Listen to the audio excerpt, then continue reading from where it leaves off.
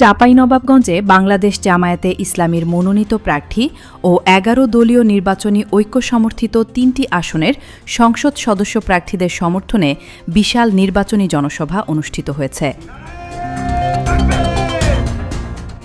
বৃহস্পতিবার ৫ ফেব্রুয়ারি সকাল ১১:৩০টায় বাংলাদেশ জামায়াতে ইসলামীর চাঁপাইনবাবগঞ্জ জেলা শাখার উদ্যোগে নবাবগঞ্জ সরকারি কলেজ মাঠে এই জনসভা অনুষ্ঠিত হয়। সভাপতিত্ব করেন জেলা জামায়াতের আমির মাওলানা আবুজার গিফারি। প্রধান অতিথির বক্তব্যে জামায়াতে ইসলামীর আমির ডা. শফিকুর রহমান বলেন, জনগণের পরিবর্তনের যে অদম্য জোয়ার দাঁড়িপাল্লার পক্ষে উঠেছে তা কোনোভাবেই থামানো যাবে না। দাঁড়িপাল্লা আজ শুধু প্রতীক নয়, এটি জনগণের আস্থা ও প্রত্যাশার প্রতিচ্ছবি। আল্লাহর শুকরিয়া, আল্লাহু আকবার।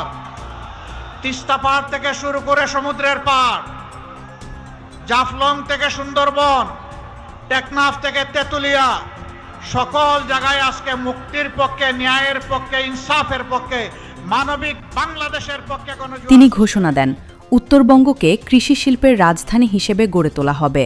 আমের রাজধানী চাঁপাইনবাবগঞ্জে হিমাগার স্থাপন করে সারা বছর আম সংরক্ষণ ও প্রসেসিংয়ের মাধ্যমে দেশ ও বিশ্বে এই জেলার পরিচিতি ছড়িয়ে দেওয়া হবে।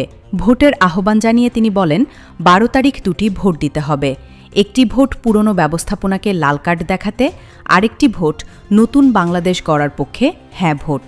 তিনি প্রশাসন ও সামরিক বাহিনীর উদ্দেশ্যে বলেন, জীবন দেব, কিন্তু বাংলাদেশের ১ ইঞ্চি মাটিও দেব না। ষড়যন্ত্র করে জনগণের পরিবর্তনের আকাঙ্ক্ষা দমন করা যাবে না। বিশেষ অতিথি হিসেবে উপস্থিত ছিলেন ছাত্র শিবিরের কেন্দ্রীয় সভাপতি নুরুল ইসলাম সাদ্দাম, সাবেক চাকসুর ভিপি ইব্রাহিম হোসেন রনি, ডাকসুর GSSM ফরহাদ, জাগপার সহসভাপতি ও মুখপাত্র রাশেদ প্রধানসহ কেন্দ্রীয় ও জেলা নেতৃবৃন্দ।